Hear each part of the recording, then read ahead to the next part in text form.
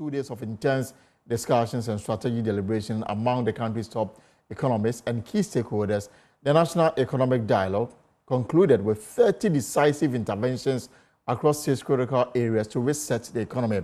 The Mahama-led administration has pledged to implement these measures to stabilize the economy and steer the country back towards growth. Now, we will delve deeper into what these recommendations mean for the economic reset. First, there are excerpts of what Ishmael Yamson and the Vice President, Professor Jane Nano Pokwajima, have been saying about the country's economic recovery.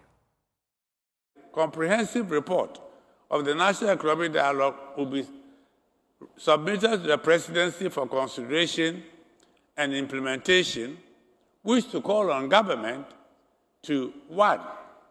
Prioritize efforts to restore macroeconomic stability and regain confidence in the economy by enhancing coordination between fiscal and monetary policy operations and achieve alignment, reviewing the foreign exchange retention regime to support economic stability, implementing major tax reforms that expand the tax net, including property taxes, revise VAT rates, and address revenue leakages, overhauling and ensuring compliance with the Public Finance Management Act, 2016 Act 921, and reform the Fiscal Responsibility Act, 2018 982. Reforming state-owned enterprises and enforcing transparent financial reporting and good corporate governance practices. Strengthening expenditure controls in public agencies and resource internal audit regime to be effective, and establishing a credible medium-term expenditure framework that ensures adequate provision of funding for projects before commencement. 2, aggressively pursue inclusive and sustainable growth for economic transformation.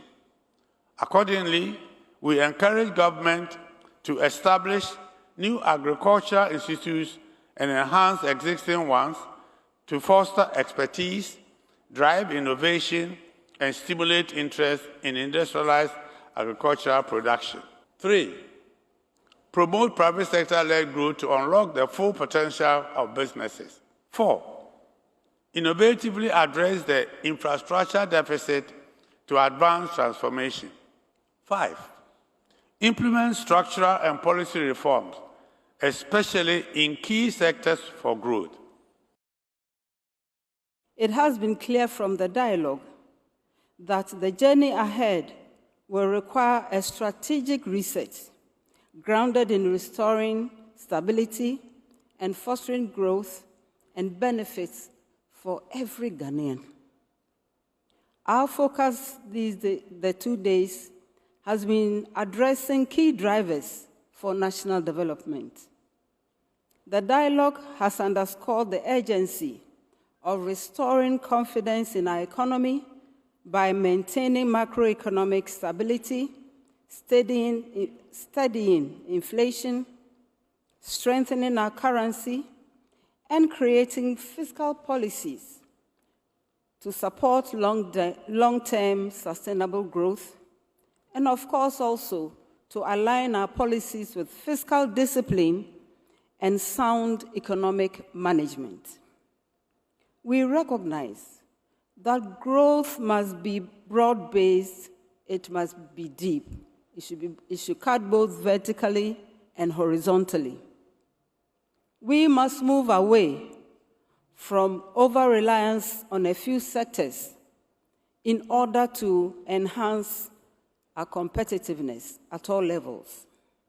The importance of improving productivity, embracing technology, and prioritizing human well-being through inclusive economic growth cannot be lost on any one of us.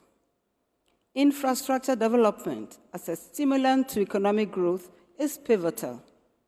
Modernizing our transport, energy, and communication systems remain important to make sure that infrastructure investments also align with long-term development goals. The benefits of such actions are improved connectivity, reduced costs, and unlocking new opportunities for businesses and communities across the country.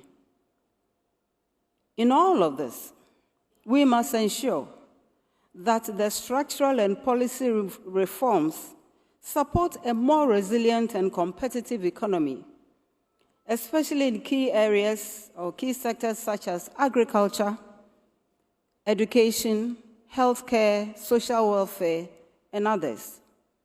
Our commitment is to continuously review and adapt our policies to meet the needs of a changing global economy.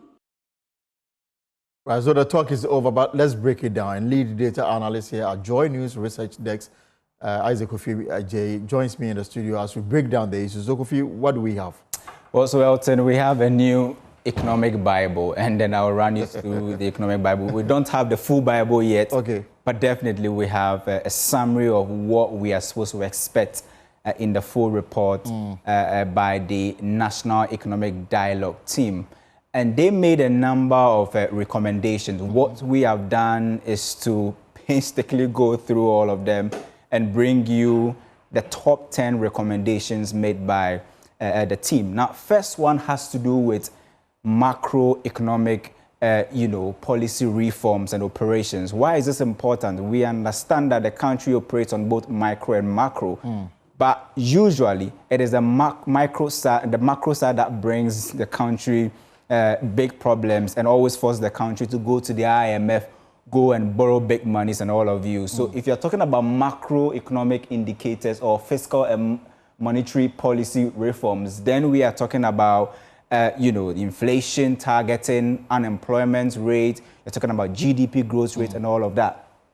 Fiscal side is also important because we know once government wants to deal with a problem, they possibly will start with both sides, whether it is monetary or fiscal policy. Right. You need to make sure that the two of them marry well so that you have a good outcome.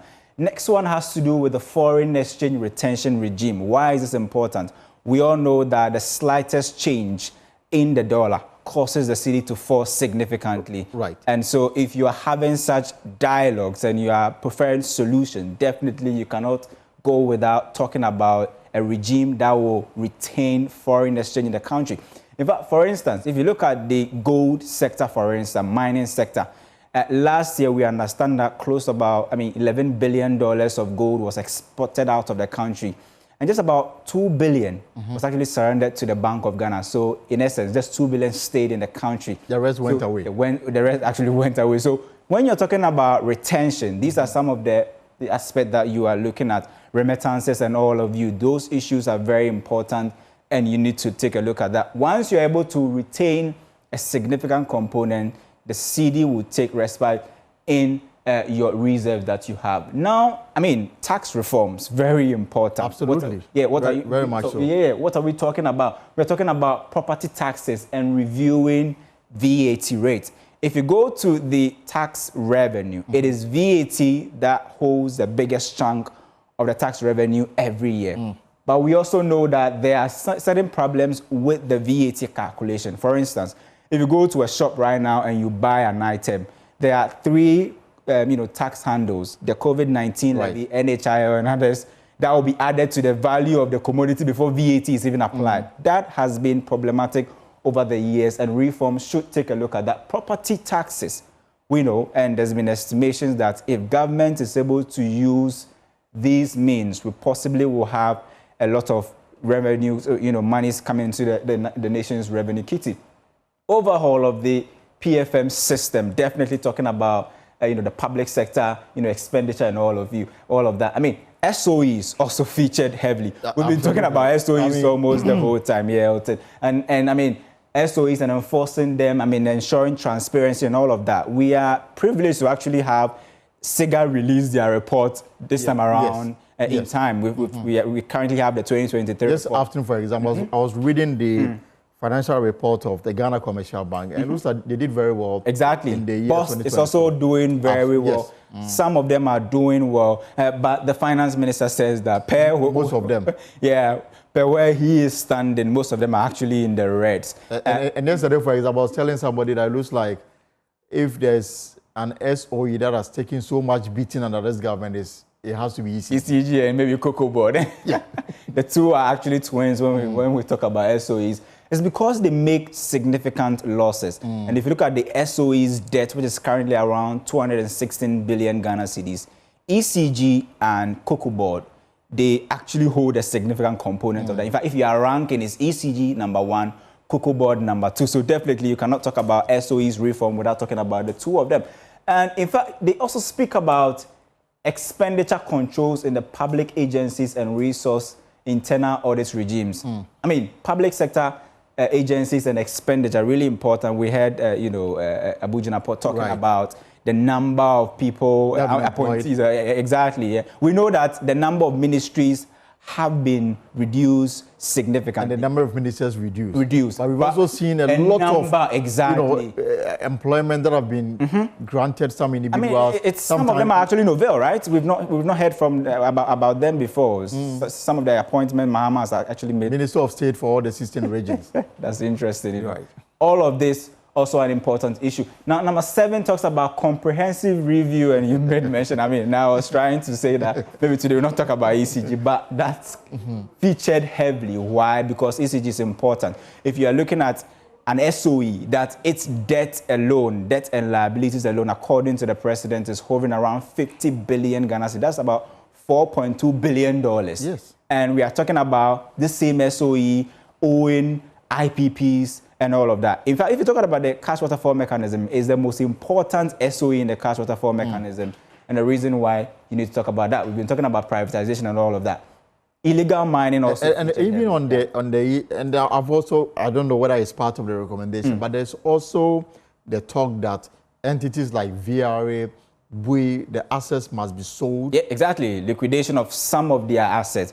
Because, the team was actually looking at, the structural team was looking at the fact that the legacy debt in the energy sector is now hovering around, I think some $2.2 billion to the IPPs. And they were estimating that if nothing is done about the legacy debt in the energy sector, it could hit some 9.5 billion Ghana cedis. Now, this for me is alarming, and why possibly they speak about some of the SOEs, especially the energy sector. Why this is important is because if you look at the SOEs, for instance, their total debt is around 216 billion Ghana cedis. But the energy sector SOEs account for more than 60% of that debt. So definitely, if you are mentioning ECG, BUI, VRA, which actually holds or controls a significant part of our thermal and hydro generation, then you should speak about them as well. Number 8, definitely we'll talk about Galamsey. You cannot take Galamsey out of this equation. And the team wants it eliminated. Absolutely. They want it Everybody gone. is in support of this. Yeah, but this will be a Herculean task. Of course, even under this administration, from the report that came through from Erastus Saridonko, because he's a member of the fact-finding committee put together by the Lancet. And then a constituency chairman of the NDC is asking why he was not informed of their coming. Confronting security, personnel. That it's important how they were able to marry illegal mining and cocoa, because these two now go hand in hand. If you have more illegal mining, you definitely will have less from cocoa beans. If you have less from cocoa beans, your export values will drop. And then you talk about Cocoa Board. This is Cocoa Board. If you look at their turnaround strategy that they've presented to the IMF, I still don't see a clear path to proper recovery in terms of Cocoa Board, because at the moment, Cocoa Board for me is at risk. The reason why I say so is that cocoa beans or cocoa is actually the mainstay of the Ghanaian economy. Yes. It is the only foreign exchange earner that we can beat our chest and say that we get more than 90% of whatever we export. But if Cocoa Board doesn't function well, we possibly will not get more from cocoa export. And the last one for me has to do with public sector remunerations and productivity. We know the government statistician spoke about this some time ago, and he received some sort of lambasting from the public sector and all of that. But the team is recommending that. I mean, we've spoken about the 10% increment in increase in wage, and also base pay. But they are saying that public sector remuneration should be, tied to productivity and accountability. Why this is important is that this year it is estimated that government compensation of employees will hover. If you look at the figures, around 73 billion Ghana cedis, and that's more than 35% of the expected revenue and more than 50% of tax revenue, and why that is also important. So these are some of the top recommendations that we have been coming through the report. Thank you so much, Kofi.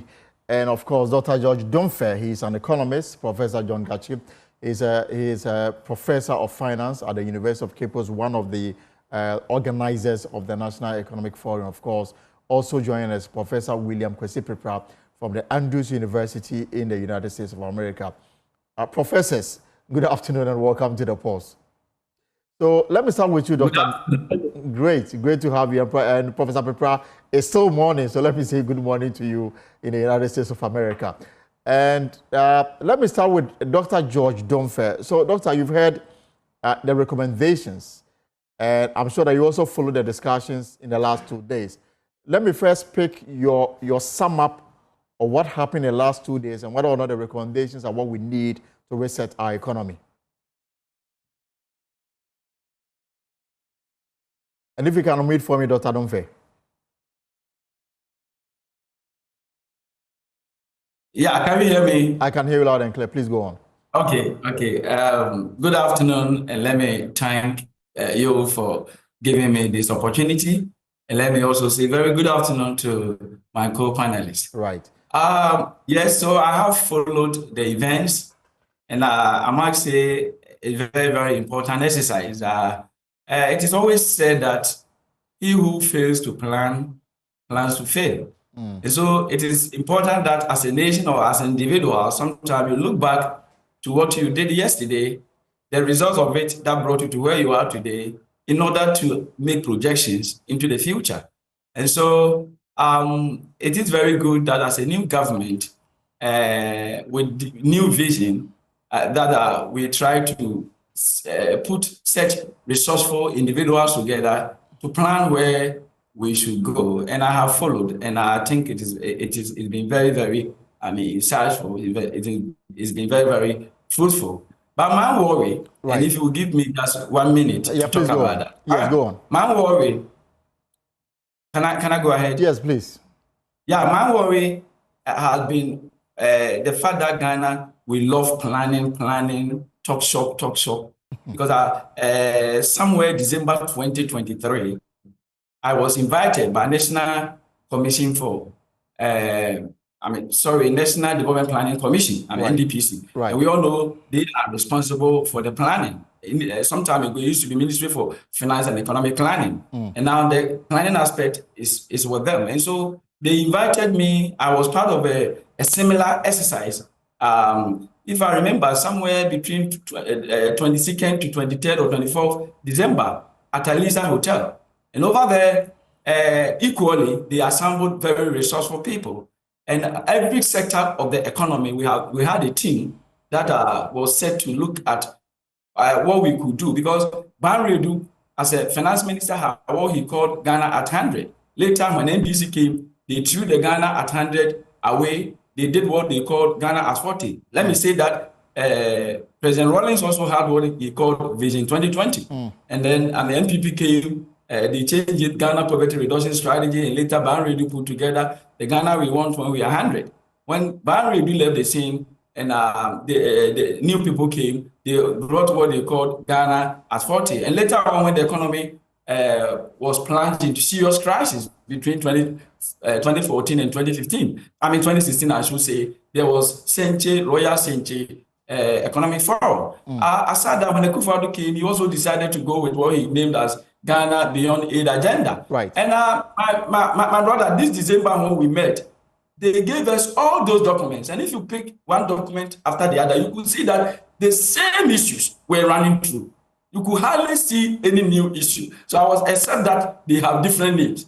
And they tasked us to put all these issues together and then look at what recently happened in 2022 when the global economic turmoil hit us so much and everybody was suffering. How do we develop a resilient economy so that in future, God forbid, if anything happens to the global market, it wouldn't affect us so much? And how do we want Ghana to be when we are 100 years, 2057? And so we sat down, and the economic committee was chaired by no other person than eminent emeritus professor and his AIT, former vice chancellor of the University of Ghana. I was a member of that committee. We met for 2 days at Elisa Hotel. We invited people of all walks of life. Indeed, the only politician I saw there was Professor Jambafo. It wasn't anything political. It was opening up the private sector. And this was Doctor, this was commissioned. Doctor, I'm just a question. Just a minute, let me start. Okay. So the document became ready somewhere in the middle of last year, and later they sent the document to the president. Unfortunately, because we were in the campaign mood and all that, the document had not been implemented. And so when a new government comes and another team has been put together to do the same thing that we did with taxpayers' money, I think I'm worried. And this committee that you were part, this was put together by the MPP administration? Yeah, so under the National Development Planning Commission, okay. The person who was in charge of all this exercise was Dr. Mensa Abrampa. Unfortunately, few days after he submitted the report to the president, he died so painfully. The recommendations that you came up with, is it different from what we have been told today?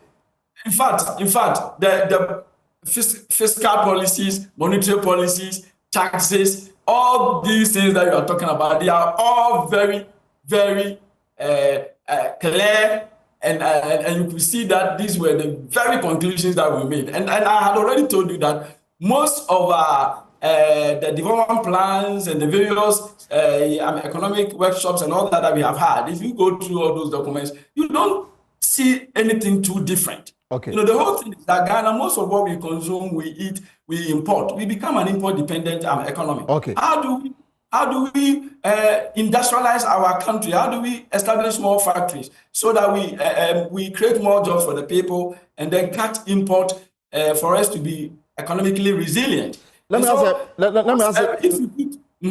ask a final question so that I can allow the other guests to also come in. So, from what you are telling me, and because we just had 2 days of a national economic dialogue, you worked on a similar one last year, presented a report to President Akufo-Addo, and clearly implementation, obviously, is not something that we witness. Is it your understanding that perhaps we've had 2 days of something that could be described as a waste of time because the solutions are already available? Yeah, so when they asked us to do this, they gave us all the previous documents, and as I said, apart from name, you could clearly see, there wasn't much differences. So they were almost the same. So that's number one. And then when we put them together, the meeting, the engagement took place, only 2 days at Elisa Hotel. But that was not the end of the story, because even around a year this time, we were still working on the report. And so we had to, based on what people have said, and what we also know from the previous plans and the other things, they did quite other engagements before finally they put together the final report, submitted to the president, and it was never implemented. And the new president has come. I was thinking that they would rather engage at the cabinet level, or even they could engage few people to review this document, maybe invite those people who wrote this document to such a meeting, and then see, of course, they're also introducing 24-hour economy. We didn't know that was never captured. Right. Yeah, so all these things, yes, maybe now they want it to be included. But I don't think including such, few other things is bad, and that would have, demanded that we have to organize another economic forum. Because that those things are becoming too frequent. We like planning, and yet when we plan and we get the document so beautiful, that becomes the end of the day. The end of the story. And that has been my worry And thank you so much, Dr. Demfa. I'll come back to you. Let me bring in Professor Gachi, because he was one of the organizers of the just ended National Economic Forum. Prof, 2 days, will you describe us, how do you describe the last 2 days? I mean, you were neck deep in organizing this event, and perhaps you can have the opportunity to respond to Dr. Domfe. You are on, if you can unmute for me, Prof. Thank you so much.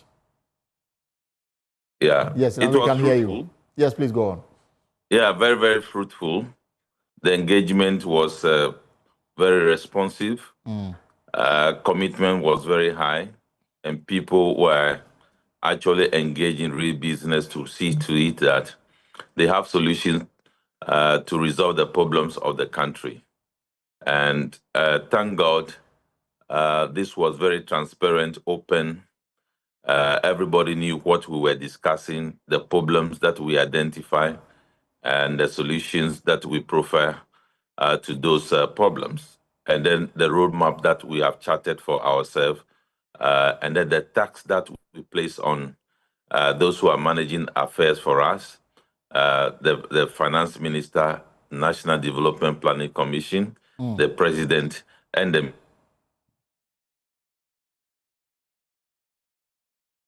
so we are getting connection to Professor Gachi is beginning to act up. We will see if we can rectify it and have him back on. But whilst my technician work to have a clean line to aware yes, that those yes, please go on. We lost you briefly. can I?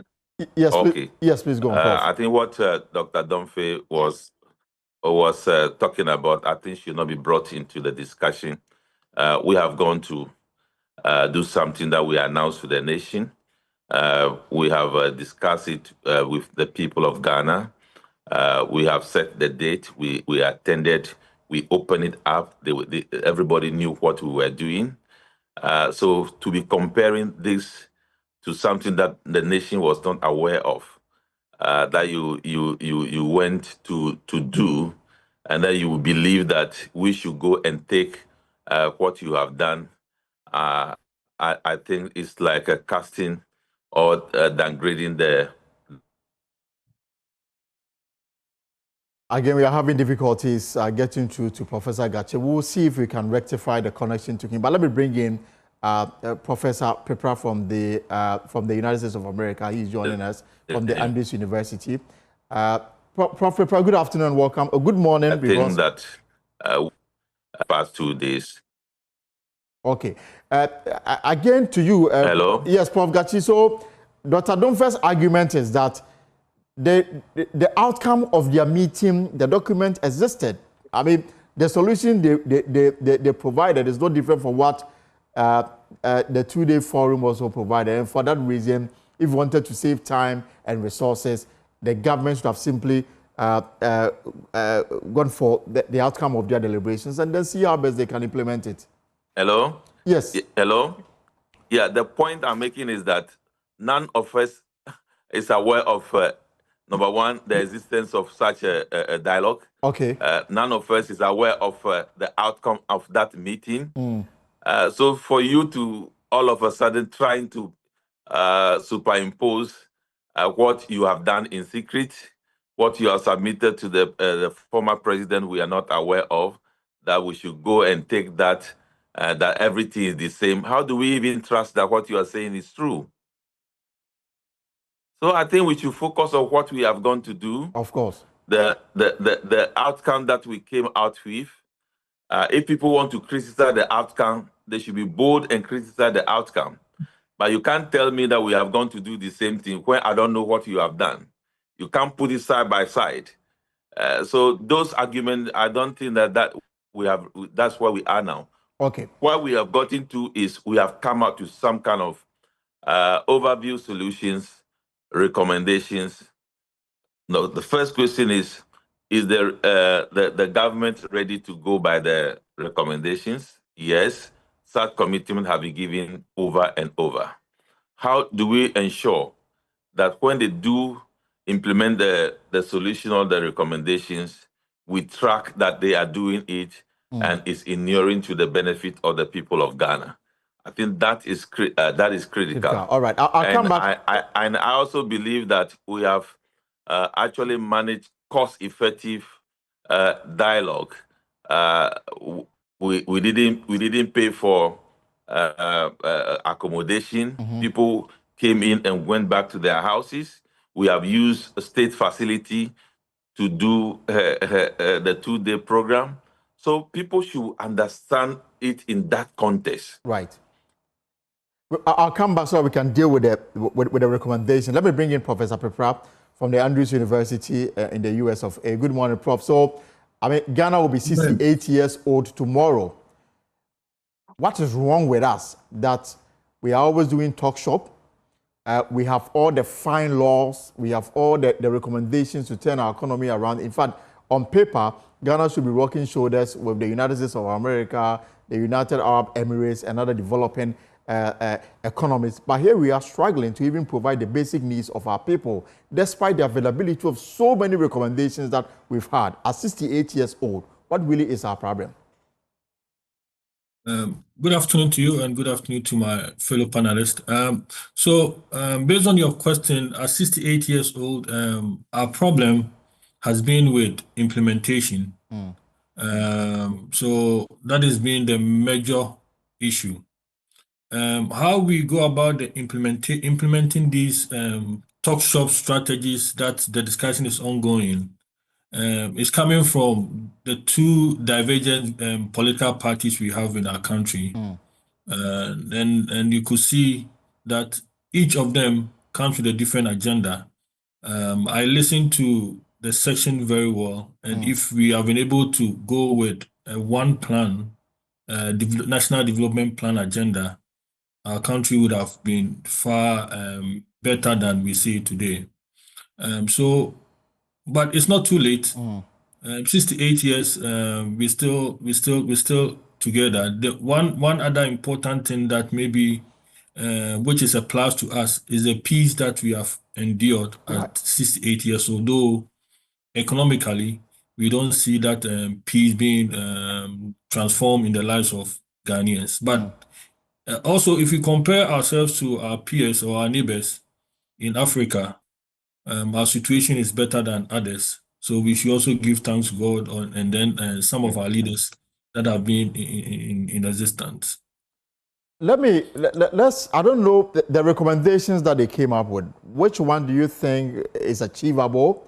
And my focus really here is on the state-owned enterprises and why they are running down. The ECG came up forbidding from President Mahama, from the finance minister, from the energy minister. Among the recommendations suggested by some experts that spoke at the event was the effect that, for example, VRA, BUI assets must be sold.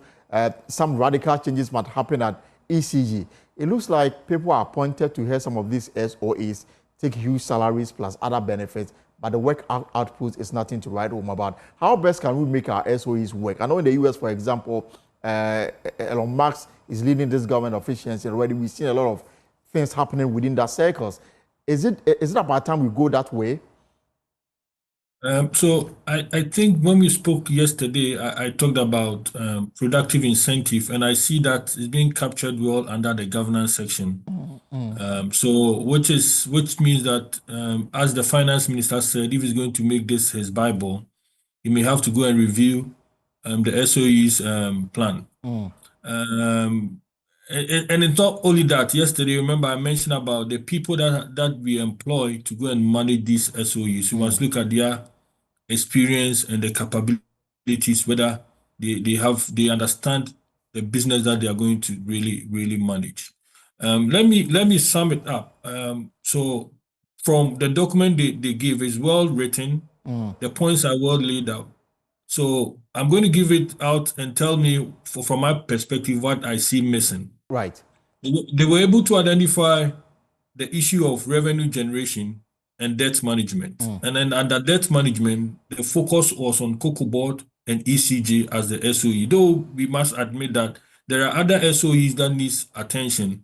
Gihawk and staff must also be looked at, because all of them, as the finance minister said, but these two are the two elephants in the room that needs to be addressed. Right. And then under the issue of governance, I was hoping that the document would have captured our decentralization process, and then the district assemblies giving right to contract or contract, go into contract with other parties that are that to do certain things for the government or for in the districts that are not captured in the budget.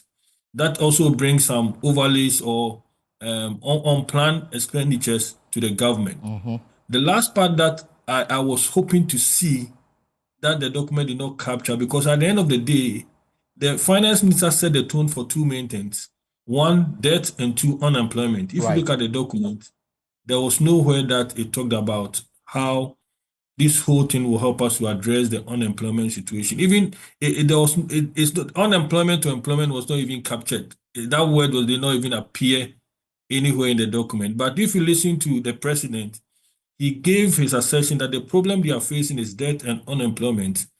500,000 graduates coming out every year, already 2.5 million who are already in the unemployed. So we add on into it every year. So this document should have captured one aspect, saying that at the end of the day, we want to see all this trickle down into reducing the unemployment situation. And so for me, I would have loved to see that unemployment captured, and then government decentralization and district assemblies, how the governance, because most of the corruptions that we are talking about, if you read the Auditor General report, they are emanating from the district assemblies. Right. And the politicians will only see it when it's elevated to their level. There are a lot of things that happen there, and then when you bring it to it, it becomes a major issue. My last point is on they captured the foreign exchange. The word they used was the retention. However, the retention is not only the problem. The other problem with our foreign or currency transactions in Ghana is that there are a lot of people who are hoarding foreign currencies in the country. And we are also pricing items in the country in foreign currencies, which is making our city not being seen too well or not doing well in the light of our economy. Let me give you an example. I listened to the New Patriotic Party, the minority press conference on the economy. When they are making an argument and they want to talk about, oh, we have done well, they quote the figure in dollars. Exactly. When they are doing an argument where they think that it will be against them, then they made the argument in cedi. So I asked myself, we are in a country called Ghana, our currency is cedis. So if we really want to understand our situation, we should convert whatever dollar value into a cedi. So we can compare like to like. But the moment you say, oh, this one was in dollars, this one is in cedi, and we are listening, we get confused. Okay. So the attention should not be only on the retention, but if the government itself is going to be disciplined and say that from now onwards, all my contracts will be quoted in my currency, it's going to really help us. Then we know that, oh, we have the X contract, but the contract says this in our currency. The moment we say, oh, let's quote the dollar and use the prevailing exchange rate at the time, then it means that we are admitting that our economy, the cedi, is no more to be used. We have dollarized our economy, and this is something that I was hoping that aside the retention, it should also be addressed in going forward, so that we know that everything we talked about is in cedi. I give an example: South Africa. All contracts, you go online, you see that all their contracts are presented in rands. They don't talk about prevailing exchange rate. The moment you bring prevailing exchange rate, it means that you are dollarizing your economy and or whatever currency you are using. And this is something that we really need to address. If you go to Parliament, we make a law. Anytime somebody is quoting a currency or an amount, it must be in our local currency, the cedi. We don't want to hear anything like dollar, cedi, euro, and it creates a confusion. When we are dealing with foreign partners, we can go in with the foreign currencies. But when we are talking about our economy, let's focus on our own currency. And I think it will really help us. Right, Prof, thank you so much. I'll come back to you. The key issue you raised, the foreign exchange, unemployment, that for you did not feature in the recommendations that the forum came up with. Let me go back to Dr. Domfe because Professor Gachi was one of the organizers. I'll give him the final word to respond to you and of course Dr. Domfe. Dr. Domfe, for you, what are also the takeaways for you? Perhaps that's something we're expecting to come that it didn't come, and how do we ensure the implementation of this new document that the finance minister says will be his Bible going forward? Yeah, thank you very much. Quickly, my friend from Gachi, it's very surprising to hear that he never heard about this document. Very, very surprising. Because the document, I've sent it to you. I don't know whether they've shared it. I've just seen it. Yeah. In fact, among other things, they invited 200 experts in policy formulation areas. And I'm saying that they didn't want to make it political, so the president was not invited there. It was only Professor Jambafo who came. And the Banks Association, Insurance Association, Ghana Traders Association, Ghana, all the recognized associations in this country, they brought their reps there, And so it's very surprising to hear that. He's very loud and he talks a lot about Ghana. And so it surprises me that, Prof, you never heard this. Yeah, but again, National Development Planning Commission, Akufo-Addo didn't take it away. It is there. So, and it is still the same commission that is going to advise the president on, in fact, what you are doing currently. You are doing it with them. Right. And so if you say that you are not aware or it may not even be true, it's very, very unfortunate. Seriously. All right. Yeah. So let's go to your takeaways. I think the recommendations that they have made, I agree perfectly with almost everything that they have raised, except that maybe I have a few issues with some of them because I think, as I said, what we presented to the president last year, you could see that most of what they have discussed are also there, maybe in a different form, but they are all covered. The number one thing that they talked about is where I have a little bit of challenge. That recommendation to ensure coordination between fiscal policy and monetary policy. In fact, to some extent, it will be good, but sometimes it can also be dangerous. Let me take, for example, when we say monetary policy, that is how Bank of Ghana controls growth, using their various policy instruments. And normally they use the policy rate. And so where inflation, for example, is increasing, and they want to now deal with the money supply, one of the tools they use is to increase policy rate. Right. We all remember policy rate hovered around 13.5 before 2022. But as soon as inflation at the beginning of the year 2022 was 13.6, at the end of the year, it went to 54. Everybody was crying. And so in an attempt to address that problem, immediately, monetary policy committee started increasing the policy rate to discourage people from taking credit, for credit to become so expensive. And when that happens, the aggregate demand will go down to, as it were, slow down increases in prices. Right. And so that is contractionary monetary policy. Now, when they were doing that, if you talk about coordination, then you are saying that the Ministry of Finance should also respond with contractionary fiscal policy measure. And how do they do that? They will do that by, number one, reducing expenditure, and number two, raising taxes. And so if you are talking about coordination, if our Ministry of Finance does this and BOG also does a contractionary monetary policy, then it will be very effective in controlling prices.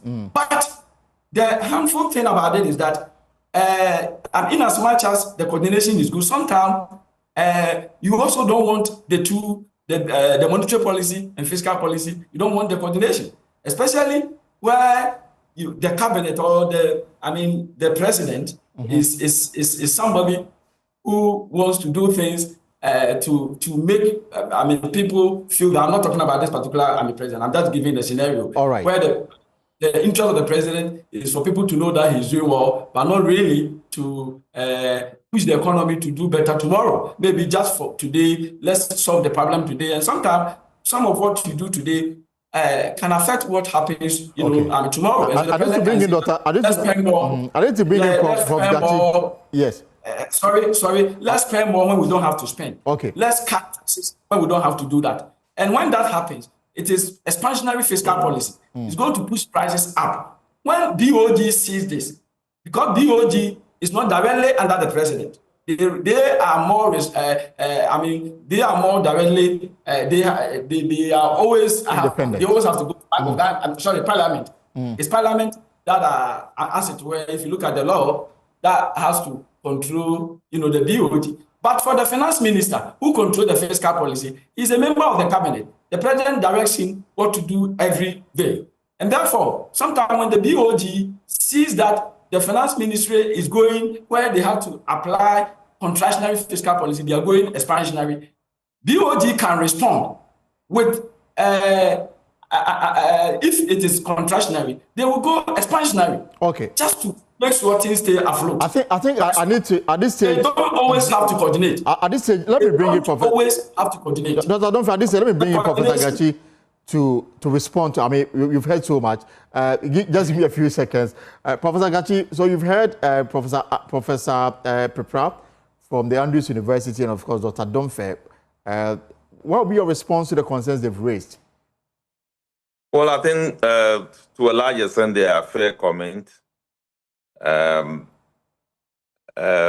work of the private sector thematic area, the structural reforms, and even the macro thematic area, growth, all are supposed to be accounted for in terms of jobs. So it is not actually true that we didn't deal with job creation and job issues there. It was a centerpiece of the discussions.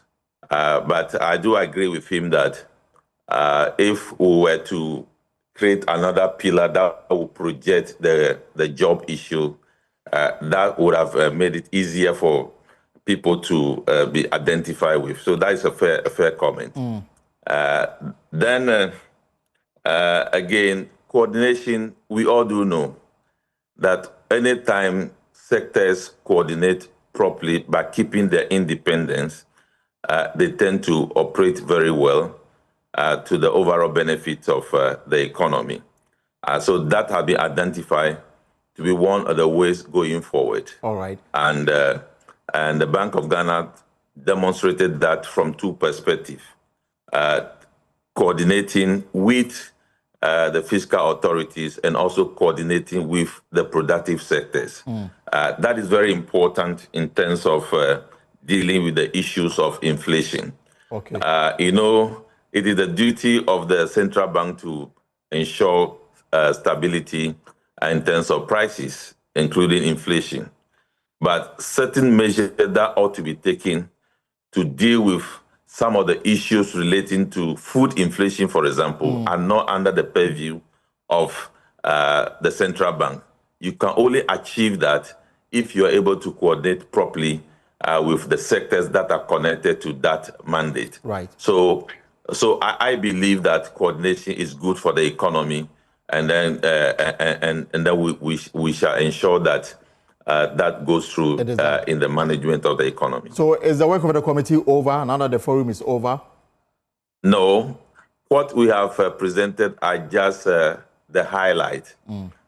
We are now meeting from Friday to put all the report together, and by the middle or getting to around 20th of this month, we should be done with a comprehensive report and present to the president. Will it also be your work to monitor implementation of the key recommendations? That has not been given to us, but it is very clear that part of the recommendation is influencing the budget, and part of the recommendation will be guiding the National Development Planning Commission to tailor 8 medium to long-term economic agenda for the economy. So those are very clear. Right.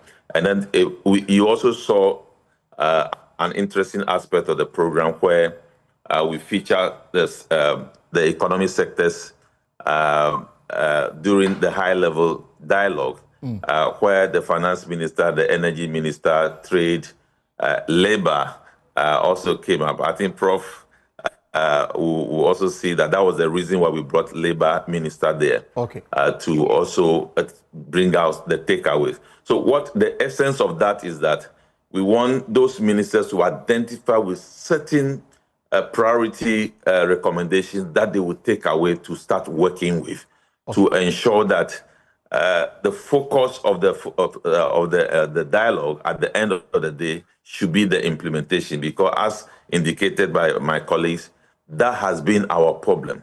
But now commitment is shown from the participants. Commitment is declared by the president and the vice president and the ministers. Now every citizen can watch. The things have been put into the public domain. And when we are implementing it, it will be seen. When we are not implementing it, it will also be seen. So the public and then the media has a way of now gauging whether the thing that we went to discuss and agree upon is what we are doing or not. Thank you so much, Professor John Gachi. I can't go on any further. I would like to leave it here, but there's more to discuss on this matter. You heard Professor John Gachi. He's a member of the organizing committee of the just ended National Economic Forum. You also heard Dr. Dumfe and, of course, Professor Prepra from the Andrews University in the United States of America. We'll take a short break here on the pause and return with more.